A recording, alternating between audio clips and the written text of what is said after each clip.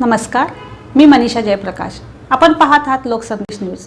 पाहूया आजच्या सविस्तर घडामोडी। बावधनची ऐतिहासिक बगाड यात्रा मोठ्या उत्साहात संपन्न। मानकरी विठ्ठल सोपान कदम काशीनाथचं चांगभलच्या गजरात हजारो भाविकांची उपस्थिती। सातारा वाई प्रतिनिधी।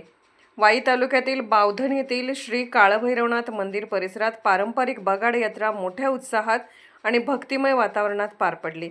रंगपंचमीच्या दिवशी होणारी ही यात्रा संपूर्ण महाराष्ट्रात प्रसिद्ध असून हजारो भाविकांनी या अनोख्या परंपरेचे दर्शन घेतले। परंपरेनुसार सुमारे 3 ते 4 टन वजनाचा बगाड रथ खिल्लार जातीच्या बलाढ्य बैलांच्या सहाय्याने ओढला जातो। बगाडाला एकूण 12 बैल म्हणजे 6 जोड्या जुंपल्या जातात। पहिल्या जोडीला दुर्वीची बैल असे म्हटले जाते। शेतातून आणि रस्त्याने बगाड ओढत नेण्याची शेकडो वर्षाची परंपरा आजही जपली जात आहे। ही परंपरा छत्रपती शिवाजी महाराजांच्या काळापासून सुरू असल्याचे सांगितले जाते। बगाड यात्रेसाठी गावातील सुतार समाजासह बलुतेदार मंडळी एकत्र येऊन रथ तयार करतात।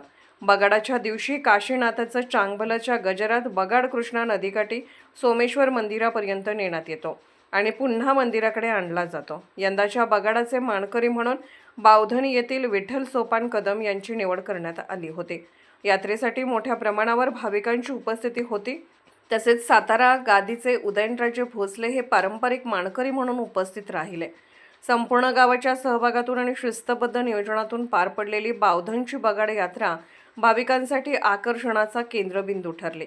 काशीनाथाचे चांगभलच्या गजरात ही ऐतिहासिक परंपरा पुन्हा एकदा जपली गेली। सातारा प्रतिनिधी प्रवीण नवघरे।